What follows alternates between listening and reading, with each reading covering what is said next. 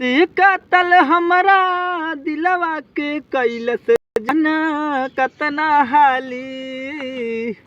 हाँ अखिया से कातल हमरा दिलवा के कैलस जान कतना हाली।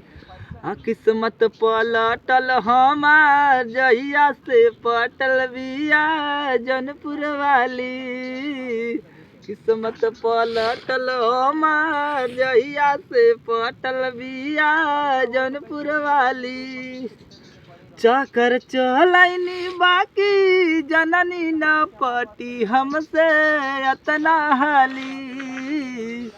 किस्मत पलटल हमार जहिया से पटल बिया जौनपुर वाली।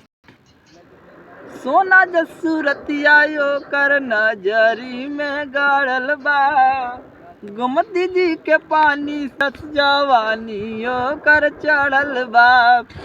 बनारस शहर के उता ओठवा पे मरले रहे ओठ के लाली। हाँ बनारस शहर के उता ओठवा पे मरले रहे ओठ के लाली। किस्मत पलटल हमार जहिया से पटल बिया जौनपुर वाली। किस्मत पलटल हमार जहिया से पटल बिया जौनपुर वाली। अरे दुल्हन बनाइब बजवाइब बैंड बाजा के। हाँ दुल्हन बनाइब बजवाइब बैंड बाजा के। है तरानी बने लायक बिया किशन राजा के।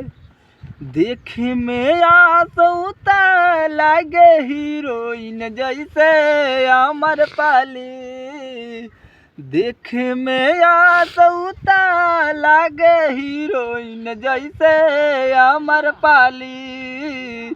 किस्मत पलटल हमार जहिया से पटल बिया जौनपुर वाली। किस्मत पलटल हमार जहिया से पटल बिया जौनपुर वाली। तो दोस्तों एक छोटा सा गाना था, आप लोगों को कैसा लगा बताइएगा ज़रूर। और